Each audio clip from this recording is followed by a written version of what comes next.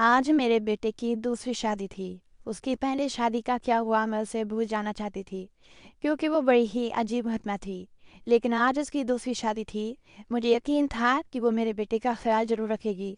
मेरा बेटा बहुत कमा रहा था, अच्छा और बहुत ही सुंदर था। वो इस परिवार का एकमात्र वारिस था। सभी उसे प्यार करते थे, इसलिए किसी को भी ये बात अजीब नहीं लग रही थी कि उसकी दूसरी शादी इतनी जल्दी हो रही है। पर मेरा दिल धक धक कर रहा था। रात जैसे जैसे नजदीक आ रही थी, मेरा दिल भी उतनी ही तेजी से धड़क रहा था और मैं चिंतित हो रही थी। मेरी बेटी को भी इस बात का पता था और वो भी मेरी तरह चिंतित थी। वो बोली कि अगर आज भी ऐसा ही हुआ तो फिर क्या होगा। मैंने कहा, अपने मुंह से कुछ अच्छा निकालो। मैं पहले से ही चिंतित हूँ।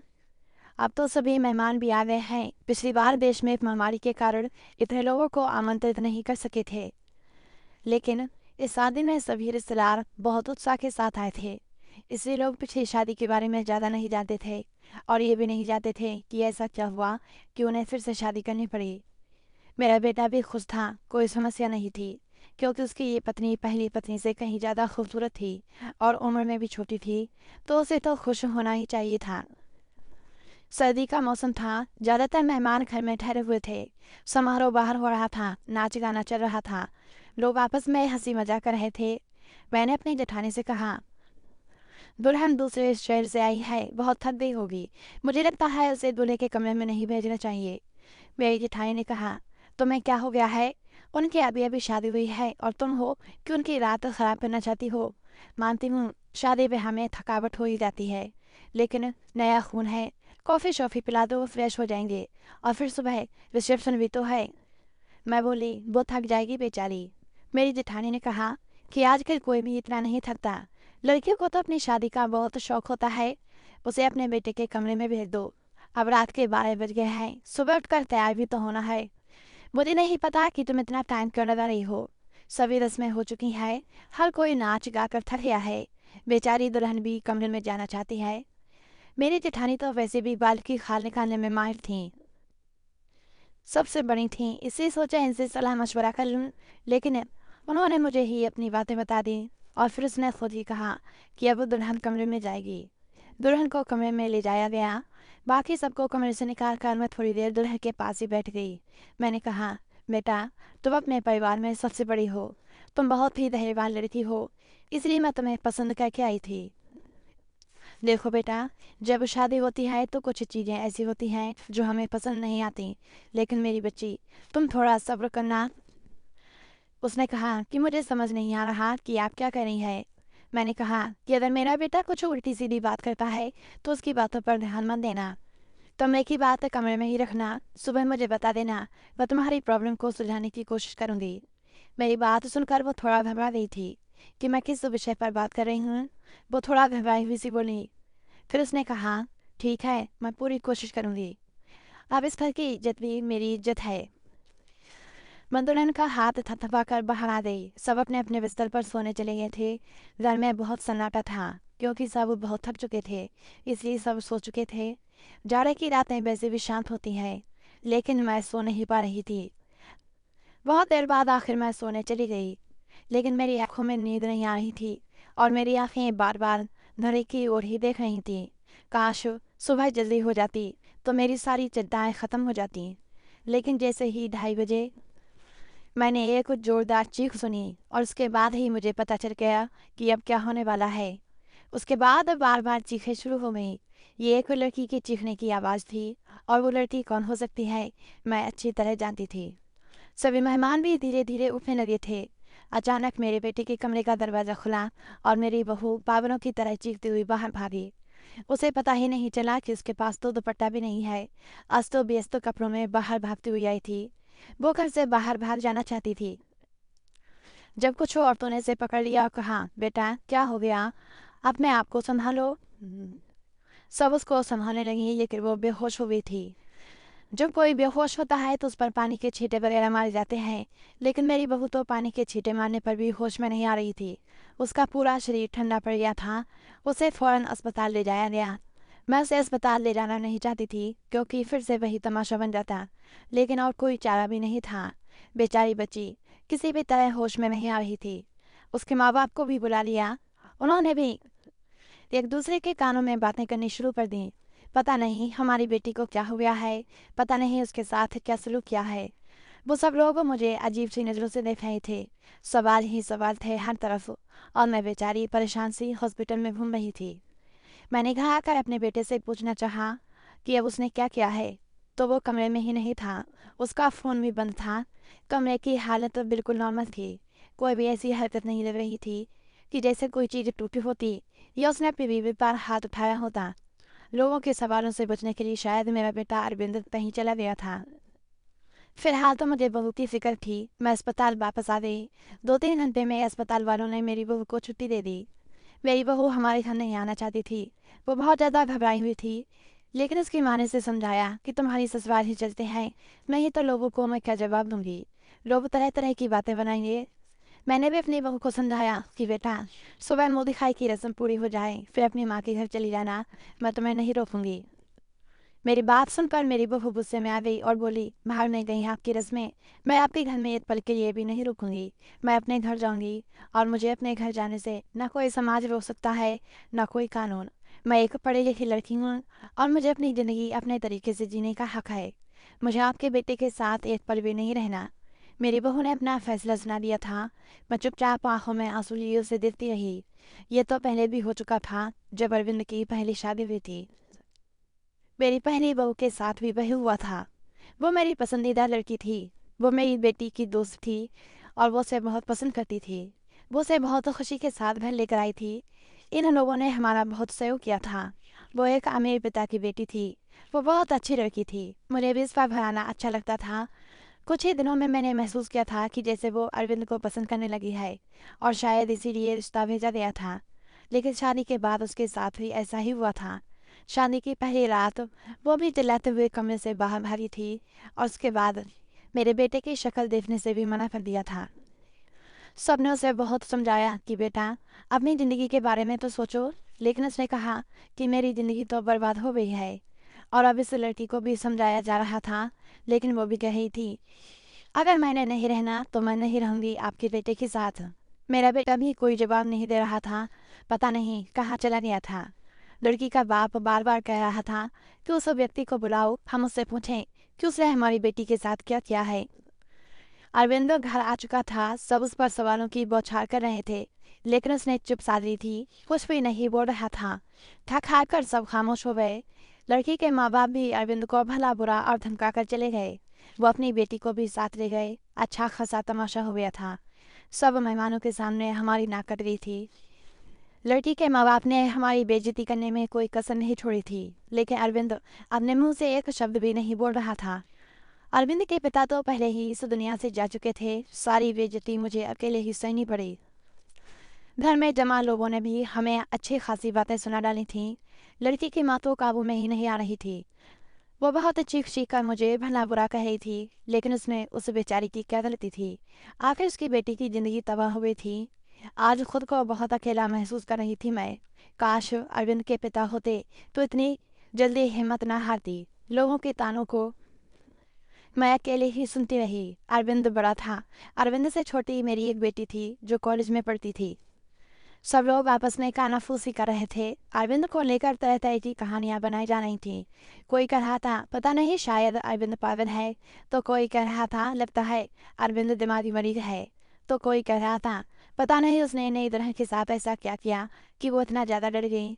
जितनी मुँह उतनी बातें थीं, लेकिन मेरे पास इन सब का कोई जवाब नहीं था। जब लोगों को असल वजह पता न हो तो वो खुद की कहानियाँ बना लेते हैं, और खुद की बनाई हुई उल्टी सीधी कहानियाँ सच से कहीं ज़्यादा खतरनाक होती हैं। लेकिन समस्या तो ये थी कि सच तो मुझे भी नहीं पता था कि ऐसा क्या था कि सुहावरात को ही मेरी बहुएं मेरे बेटे के कमरे से चीखती हुई भागती थी। उस लड़की ने भी तो मुझे कुछ नहीं बताया था। मैंने खुद ही अपने मन में सोचा, हो सकता है उसने अपने माँ बाप को कुछ बताया हो। सच जानने के लिए मैंने उनके घर फ़ोन कर दिया। भले ही वो हमसे रिश्ता ख़त्म कर रहे थे, लेकिन इंसानियत के नाते ही मैंने उसका हाल चाल लेने के लिए फ़ोन किया। फ़ोन लड़की की माँ ने उठाया था। मैंने पूछा, अब वो कैसी तबीयत है आपकी बेटी की। मेरी आवाज़ सुनते ही वो भड़क गई थी और बोली थी, मेरी बेटी अब तक ठीक नहीं हुई है। खबरदार जो आगे से आपने फ़ोन किया ये सब सुनकर मैं बहुत ज़्यादा परेशान हुई थी। मेरी पहली बहू के साथ भी ऐसा ही हुआ था। मेरी बेटी ने बताया था कि वो कम से कम 6-7 महीने तक बीमार रही थी। आखिर क्या प्रॉब्लम थी मेरे बेटे को, मुझे कुछ भी समझ नहीं आ रहा था। क्या कमी थी कि इसकी पत्नियां उससे डरकर भाग जाती थीं? अरविंद की बात करूं तो अरविंद बहुत ही सीधा साधा सा बच्चा था। बचपन से ही कम बोलने वाला था, लेकिन उसके अंदर कोई भी हरकत ऐसी नहीं थी जो अब नॉर्मल होती। अरविंद मेरी पहली संतान थी। हमने उसे बहुत ही लाड प्यार से पाला था, लेकिन हमारे इतना लाड प्यार देने से भी वो बिगड़ा नहीं था। हाँ, उसे अपनी सुंदरता पर घमंड जरूर था। वो कहता, मेरी खूबसूरती और स्मार्टनेस के आगे सब पानी भरते हैं। उसको पहनने ओढ़ने का बहुत शौक था। अच्छी अच्छी ब्रांडेड चीज़ें पहनता। पढ़ाई में भी अच्छा था। नौकरी भी टाइम से कर ली थी। अपनी बहन के लिए भी एक जिम्मेदार भाई था। अपनी बहन श्रुति को कॉलेज लेकर जाता और वापस लेकर घर आता। घर में खर्च के लिए पैसे भी देता। कभी मुझसे ऊंची आवाज़ में बात नहीं करता। उसके दोस्त भी कोई ऐसे नहीं थे जो मैं कहती कि गलत संगत में पड़ गया है। कोई नशा वगैरह भी नहीं करता था। बस उसके कुछ गिने चुने ही दोस्त थे। ये सबसे अच्छा दोस्त था जो बाहर विदेश में रहता था। कभी कभी उससे फ़ोन पर बात भी होती थी। मुझसे भी अपने दोस्त की बात करवाता था। कभी कभी मुझसे कहता, मम्मी क्यों ना हम श्रुति की शादी इसी से कर दें, बहुत ही अच्छा लड़का है। कुल मिलाकर सब कुछ नॉर्मल ही था। लेकिन ये जो 2 बार हुआ ये बिल्कुल भी नॉर्मल नहीं था। पता नहीं मेरे बेटे में क्या कमी थी। ऐसा क्या करता था अपनी पत्नियों के साथ कि वो भाग जाती थीं। दिन धीरे धीरे आगे सरकते गए। अरविंद थोड़ा नॉर्मल हो चुका था। अब वो घर में थोड़ी बहुत बात भी करने लगा था। इस बार मैंने सोचा कि अरविंद की इतनी सी शादी कराऊं और ऐसी लड़की से कराऊं जो मुझे बताए कि आखिर सुहागरात के कमरे में अरविंद ऐसा क्या करता है कि दुल्हन भाग जाती है। अरविंद की दूसरी दोनों पत्नियों से तलाक हो चुकी थी। मैं ये भी चाहती थी कि ये जो बहू आए वो मेरे घर में ही रहे, यहाँ से भाग कर न जाए। मैं किसी की ज़िंदगी बर्बाद करना नहीं चाहती थी, क्योंकि मैं भी एक बेटी की माँ थी और मैं ये अच्छी तरह से जानती थी कि तलाक का धब्बा एक लड़की के लिए कितनी बड़ी बदनामी होता है। वह बहुत सोच विचार के बाद इस नतीजे पर पहुंची कि मैं अरविंद की शादी एक शादीशुदा औरत से करवाऊंगी, जिसकी पहले से शादी हो चुकी हो और वो तलाकशुदा हो या फिर विधवा हो। और जल्दी ही मुझे ऐसी लड़की मिल भी गई। लड़के वालों को भी शादी की जल्दी थी, इसलिए उन्होंने भी ज़्यादा छानबीन नहीं की। लड़की कम उम्र थी, लेकिन बहुत ज़्यादा सुंदर नहीं थी। बस वो ठीक ठाक थी। दुबली पतली और सामान्य से नाक नक्शे की लड़की थी। मैंने लड़की वालों को बताया कि मेरे बेटे की एक शादी हो चुकी है और मेरे बेटे की पत्नी कुछ समय ही रही, फिर वो छोड़कर चली गई थी। थोड़ा बहुत झूठ बोलना पड़ा, क्योंकि सच बताने की स्थिति में मैं बिल्कुल नहीं थी। लड़की वाले शादी के लिए राजी हो गए थे। मैंने अरविंद को लड़की की फ़ोटो दिखाई तो उसने शादी से साफ इनकार कर दिया। बोला, मुझे नहीं करनी शादी, इतनी हान से शक्ल सूरत की लड़की है, मुझे इससे शादी बिल्कुल नहीं करनी। अरविंद की बात सुनकर मैंने उसे डांटते हुए कहा था, चुप हो जा, जिस तरह की तेरी हरकतें हैं उन हरकतों के चलते तो तेरी कभी भी शादी नहीं होनी चाहिए। लेकिन मैं एक माँ हूं ना, इसीलिए सोचती हूँ कब तक बैठी रहूंगी और तेरा ध्यान रखूंगी। मेरे जाने के बाद कोई तो ऐसा हो जिसके साथ तू अपनी ज़िंदगी गुजार सके। बोलते बोलते मेरी आंखों में आंसू आ गए। मेरी आंखों में आंसू देखकर अरविंद चुप हो गया, शादी के लिए रजामंदी दे दी और उठकर कमरे में चला गया। कहीं ना कहीं अरविंद के दिल में चोर जरूर था। वो मुझसे नजरें चुरा रहा था। लेकिन इस बार मैंने भी तय कर लिया था कि मैं सच जानकर रहूंगी। मैंने पहले ही सोच लिया था कि इस बार मैं लड़की को अपने भरोसे पर ले लूंगी, लेकिन उसे ये नहीं बताऊंगी कि पहले उसकी पत्नियां डरकर भाग गई थीं। उसे प्यार से समझा दूंगी, उसे भरोसा दिलाऊंगी कि अगर कुछ ऐसी वैसी बात है तो मुझे बताए, मैं उसकी समस्या का समाधान करूंगी। पर इस बार शादी का प्लान बहुत ही सादगी से करने का था और फिर मैंने बहुत ही सादगी से अरविंद की शादी कर दी। लड़की का नाम रश्मि था, बहुत ही प्यारी बच्ची थी। मेरी बेटी ने मना भी किया था कि मम्मी रहने दें, भाई को भाई के हार पर छोड़ दें, लेकिन मैंने उसे समझाया था कि बेटा, हो सकता है तेरे भाई के साथ कुछ मसला हो जिसे सुलझाना हमारा फर्ज है। खैर, शादी निपट गई। इस बार मैंने ज़्यादा मेहमानों को नहीं बुलाया था। भरने कुछ ही मेहमान थे जो कि मेरे रिश्तेदार नहीं बल्कि मेरे कुछ जानने वाले थे। मेरी कुछ सहेलियां वगैरह थे और उनके परिवार वाले थे। रश्मि को मैं अरविंद के कमरे में ले गई। उसे बेड पर बिठाते हुए मैंने रश्मि का हाथ अपने हाथ में लिया और उसे हल्के से दबाते हुए बोली, रश्मि बेटा, तुमसे बहुत ही ज़रूरी बात करनी है, बहुत ही ध्यान से मेरी बात सुनो। रश्मि आश्चर्य से मुझे देखने लगी कि भला ऐसी कौन सी ज़रूरी बात है जो अभी करनी है। मैंने रश्मि को समझाते हुए कहा, बेटा, बेटा, अरविंद इस शादी के लिए राजी नहीं था। बहुत ही मुश्किल से मैंने उसे शादी के लिए तैयार किया है। हो सकता है मेरा बेटा कुछ अजीबोगरीब हरकतें करे, हो सकता है तुम्हें डराने की कोशिश करे जिससे कि तुम उसे छोड़कर भाग जाओ, लेकिन बेटा तुम्हें डरना नहीं है। जो भी हो तुम्हें सब कुछ मुझे बता देना है। बस तुम्हें उसके डराने धमकाने में या उसकी बातों में आने की ज़रूरत नहीं है। रश्मि ने मेरी बातों को सुनकर हाँ में सिर हिला दिया था। मैं थोड़ी संतुष्ट हुई थी और रश्मि को आराम करने का बोलकर बाहर आ गई। मैं अपने कमरे में नहीं गई, बहरहाल मैं बाहर सोफे पर ही लेट गई। श्रुति को मैंने उसके कमरे में भेज दिया कि तुम जाओ सो जाओ, बहुत रात हो चुकी है। श्रुति कमरे में जा चुकी थी, लेकिन जाते जाते उसने कहा था कि मम्मी जी, आप जो भी कर रहे हैं गलत कर रहे हैं। आप भी यह समस्या का हल सिर्फ शादी ही समझती है। आपको किसी की बेटी की जिंदगी को यूं बर्बाद नहीं करना चाहिए। श्रुति जा चुकी थी और मैं सोफे पर लेटी दिल ही दिल में अपने भगवान को याद कर रही थी और दुआ मान रही थी कि हे भगवान, ये रात अच्छे से बीत जाए। बहुत ही खामोशी थी। ऐसा लग रहा था जैसे तूफान से आने की पहले की खामोशी हो। घड़ी की टिक टिक हुई मेरे सर पर हथौड़े की तरह लग रही थी। मैं अपने भगवान को मनाने में लगी हुई थी कि तभी वही हुआ जिसका मुझे डर था। रश्मि चीखते हुए बाहर आई थी और पागलों की तरह घर के बाहर भाग जाना चाहती थी। मैंने जैसे तैसे करके उसे बाहर गेट के अंदर लिया था। मैंने उसे जैसे तैसे समझाकर थोड़ा शांत किया था। वो कुछ बोलने की स्थिति में नहीं थी। जब थोड़ा शांत हुई तो बदहवासी में बोली कि आपको अपने बेटे की पहले मेडिकल जांच करानी चाहिए थी। अगर आप ऐसा करा लेते तो आपको और मुझे ये दिन देखना नहीं पड़ता। रश्मि तो बहुत ही समझदार थी। उसके पास तो कोई दूसरा ऑप्शन भी नहीं था। वो तो हर हाल में इस शादी को निभाने की सोचती। लेकिन रश्मि ने भी इस रिश्ते को नहीं निभाया और वो अरविंद को छोड़कर चली गई। दूसरे दिन रश्मि के घर से फोन आया कि अपने बेटे से कहकर हमारी बेटी को तलाक दिलवा दो, नहीं तो हम ये काम अदालत से भी कर सकते हैं। मैं सदमे की हालत में फ़ोन पकड़े वहीं सोफे पर बैठ गई। यानी कि अब अरविंद को कोई मजबूरी में भी अपनाने के लिए तैयार नहीं था। पहले मैं जो बहू में लाई थी वो अमीर घराने की और सुंदर पढ़ी लिखी थी, लेकिन रश्मि तो विधवा थी, गरीब घराने की थी और बहुत ज़्यादा सुंदर भी नहीं थी। रश्मि को मैंने पहले ही सब कुछ समझा भी दिया था और तब भी वो इतना ज़्यादा बदहवास हो गई थी। आखिर ऐसी क्या कमी थी मेरे बेटे में। हम लोग जेवरात दुल्हन को देते थे, दुल्हन के घर वाले शादी के दूसरे ही दिन वापस कर देते थे। मैं तो दहेज भी नहीं लेती थी। फिर आखिर ऐसा क्या था कि ऐसे खूबसूरत पढ़े लिखे और मेरे लड़के को छोड़कर भी लड़कियां भाग जाती थीं। मेरा दिमाग सोच सोच कर फटा जा रहा था। कैसे पता लगा कि आखिर बात क्या है।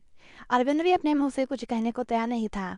जब भी इस बारे में कुछ बात करने की कोशिश करती तो वो उठकर बाहर चला जाता, मुझे बात करने का मौका ही नहीं देता।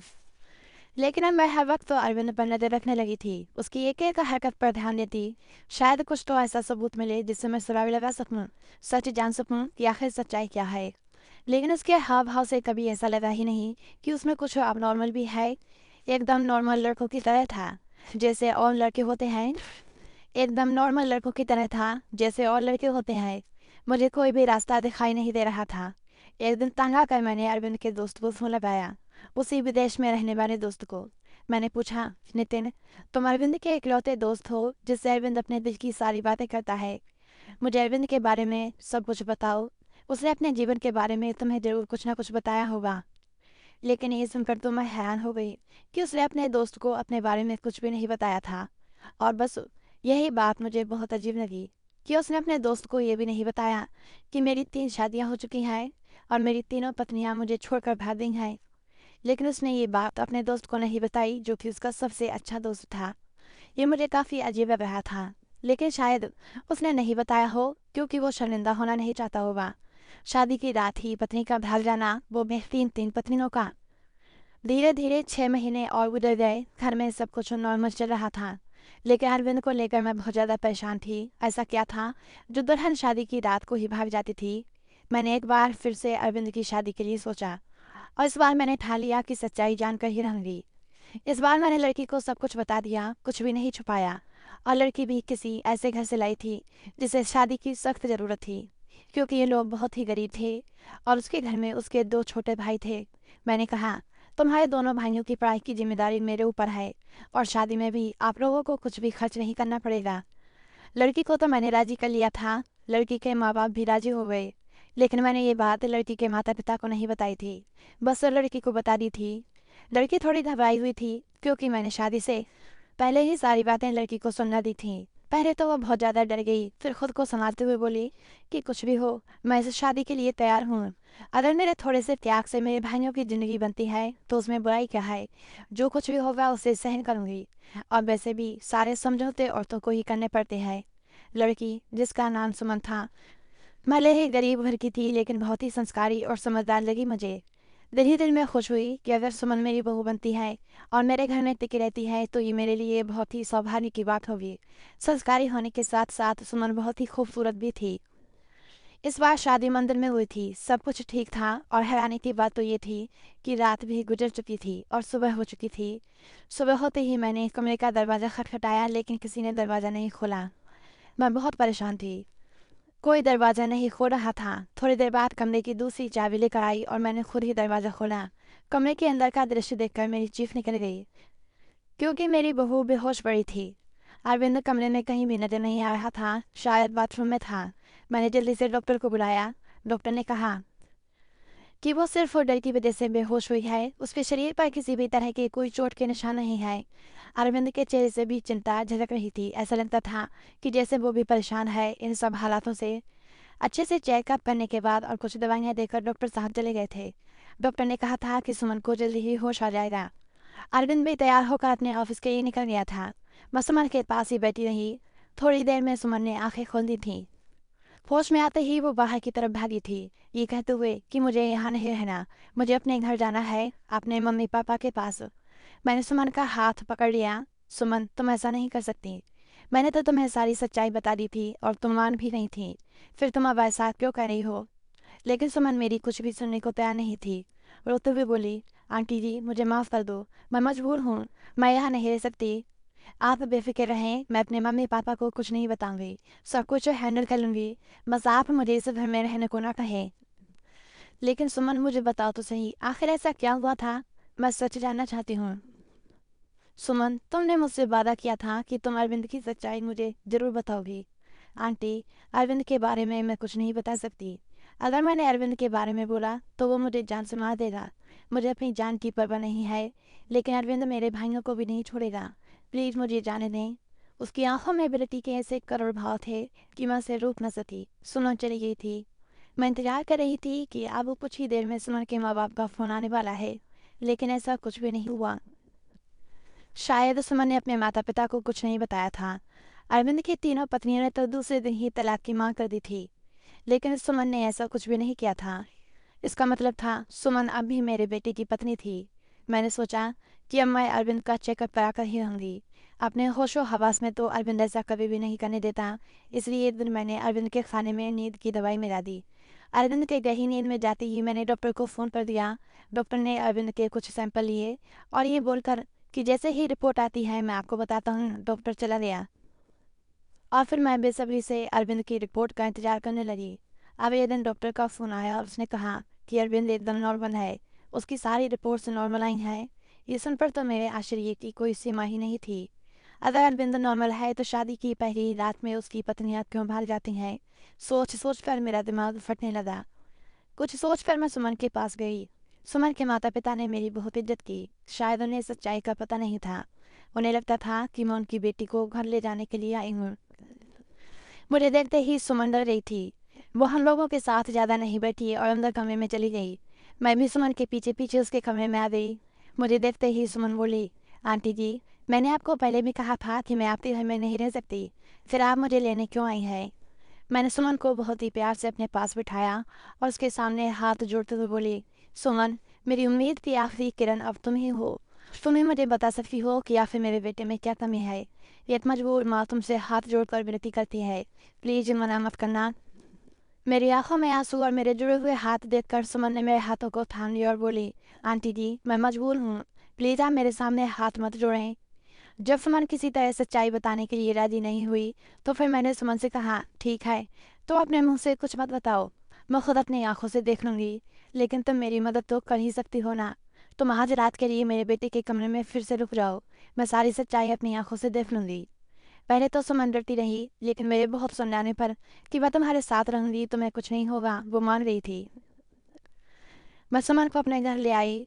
सुमन के माता पिता ने बहुत ही खुशी से अपनी बेटी को विदा किया था। एक बार फिर से सुमन को दुल्हन बनाकर मैंने अरविंद के कमरे में बैठा दिया। अरविंद को मैंने पहले ही फ़ोन कर दिया था कि सुमन घर आ गई है, तो मैं ऑफिस से जल्दी आ जाना, आज मैं घर पर नहीं मिलूंगी। तुम्हारी मौसी की तबीयत खराब है, बाहर जा रही हूँ और रात भर वहीं रहूंगी। मेरी बात सुनकर अरविंद ने सिर्फ मुंह में जवाब दिया था और फ़ोन काट दिया था। मैं अरविंद के कमरे में ही छुप कर बैठ गई। आज सब कुछ मैं अपनी आंखों से देख लेना चाहती थी। कुछ ही देर में दरवाज़ा खुला था और अंदर कमरे में अरविंद दाखिल हुआ। उसने एक नज़र सजी समय बैठी सुमन पर डाली थी और बिना कुछ कहे बाथरूम में घुस गया था। सुमन डरी सहमी सी बैठी थी कि जैसे अभी उठकर भाग जाएगी।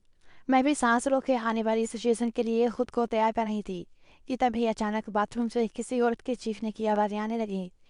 आवाज़ें सुनते ही सुमन बेड से नीचे उतरकर खड़ी हो गई थी। डर से वो थर थर काँप रही थी। मैं भी हक्का बक्का सी खड़ी थी।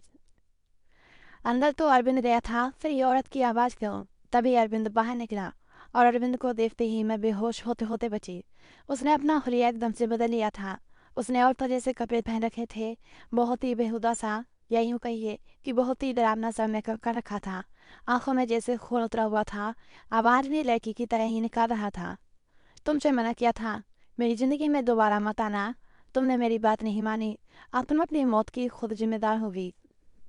बहुत ही भयानक हंसे हंसता हुआ अरविंद सुमन की तरफ बढ़ा था। सुमन चीख मारती हुई मेरे पास आ गई थी। मैं भी बाहर आ गई थी और अरविंद को रोकने की कोशिश कर रही थी। अरविंद, क्या हो गया है तुम्हें? तुम होश में तो हो? अरविंद ने मुझे जोर से धक्का दिया था। कौन अरविंद? परमिला नाम है मेरा। मौका देखकर सुमन कमरे से भाग गई थी। इससे पहले अरविंद फिर से मेरे पास आता, मैं भी कमरे से बाहर निकली और कमरे को बाहर से बंद कर दिया।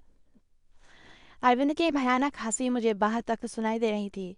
मैं डरी सहमी सुमन को अपने सीने से लगा रखी थी। हालांकि मैं खुद भी बहुत ज़्यादा सख्ते में थी और डरी हुई थी। आंटी जी, मुझे नहीं मरना है।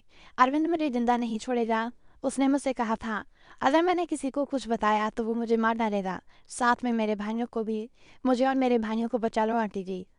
कुछ नहीं होगा सुमन, शांत हो जाओ, मैं सब कुछ संभाल लूंगी। मेरा दिमाग थोड़ा थोड़ा काम करना शुरू किया तो सबसे पहला ख्याल मेरे दिल में यही आया कि शायद अरविंद पर किसी भूत का साया है। सुमन को मैंने अपने रूम में ही सुला लिया था। सुबह उठते ही सबसे पहले मैंने अपने फैमिली डॉक्टर को फ़ोन किया था। 8 बजे डॉक्टर हमारे घर पर थे। मैंने उन्हें सारे हालात से अवगत कराया। साथ ही मैंने डॉक्टर से ये भी कहा कि मुझे लगता है अरविंद पर किसी भूत का साया है। मेरी बात सुनकर डॉक्टर ने कहा था, मुझे नहीं लगता ये किसी भूत का साया है। मुझे तो अरविंद एक दिमागी मरीज लगता है। उस पर पागलपन के दौरे पड़ते हैं। ऐसे मरीज किसी मूवी या किसी कहानी में डूब जाते हैं और उसी के कैरेक्टर में खुद को उतार लेते हैं। लेकिन आप टेंशन न लें, इस मर्ज का इलाज है। अपनों के प्यार से और कुछ दवाइयों के जरिए मरीज ठीक हो जाता है। थोड़ा टाइम लगता है, बट मरीज बिल्कुल पूरी तरह से ठीक हो जाता है। नई दुल्हन को देखकर अरविंद पर पागलपन के दौरे पड़ते हैं और ये दौरे अरविंद को क्यों पड़ते हैं इसका सुराग उसके कमरे से ही मिलेगा। एक बार सुराग हाथ लग जाएगा तो उसका इलाज हम अच्छे से कर सकेंगे। डॉक्टर मुझे तसल्ली देकर चले गए थे। सुमन जाग चुकी थी। रात से थोड़ा सामान्य लग रही थी। मैंने उसे नाश्ता कराया। नाश्ता करते हुए सुमन बोली कि मुझे लगता है अब मुझे अपने घर चले जाना चाहिए। सुमन के सर पर प्यार से हाथ फेरते हुए मैं बोली, सुमन बेटा, सबसे पहले तो तुम मुझे आंटी कहना बंद करो, तुम मुझे मम्मी जी कहो। और दूसरी बात, अब यही तुम्हारा घर है। इतना सब कुछ अपनी आंखों से देखने के बाद भी आप ये कैसे कह सकती हैं? सुमन ने हैरानी से पूछा। मैंने सुमन से कहा, अभी डॉक्टर से मेरी बात हुई है, अरविंद बिल्कुल ठीक हो जाएगा। बस उसे थोड़े से प्यार और थोड़ी सी देखभाल की ज़रूरत है, जो हम दोनों मिलकर उसे देंगे। मेरा यकीन करो, अरविंद बहुत ही अच्छा लड़का है, तो वह बहुत ही प्यार से रखेगा। वे बहुत देर तक समझाने पर और अपने माँ बाप के हालात को देखते हुए सुमन राजी हो गई थी। मैंने बहुत ही प्यार से सुमन से कहा था, सुमन बेटा, अब तो एक बार मुझे मम्मी जी कहो। और सुमन ने मुस्कुराते हुए मुझे मम्मी जी कहा था, जिसे सुनकर मेरे दिल में ठंडक उतर रही थी। मुझे उम्मीद की किरण नजर आई थी कि मेरा बेटा ठीक हो जाएगा, उसका भी घर बस जाएगा। 10 बजे के करीब अरविंद के दरवाजे पर खटखट की आवाज़ आई थी। मैंने कांपते हाथों से दरवाज़ा खोला था। सुमन को मैंने अपने कमरे में भेज दिया था। अरविंद एकदम तरोताज़ा तैयार खड़ा था। मुझे देखते ही नाराज़गी से बोला, क्या मम्मी जी, मेरा दरवाज़ा बाहर से बंद किसने कर दिया? मुझे ऑफिस के लिए लेट हो रहा है। मैंने एकदम नॉर्मल ही बात की थी। बोली, पता नहीं बेटा कैसे बंद हो गया, चलो तुम नाश्ता कर लो। मैंने उस पर कुछ भी जाहिर नहीं होने दिया। अरविंद ने नाश्ता किया और ऑफिस के लिए निकल गया। अरविंद के ऑफिस से निकलते ही सबसे पहले मैं अरविंद के कमरे में गई और उसकी तलाशी ली। मुझे ज़्यादा मेहनत नहीं करनी पड़ी। सामने ही बेड पर मुझे कुछ किताबें दिखीं। सुमन भी मेरे पास आ चुकी थी। सारी किताबें सेम थीं। सब किताबों में एक ही उपन्यास था जिसमें कोई परमिला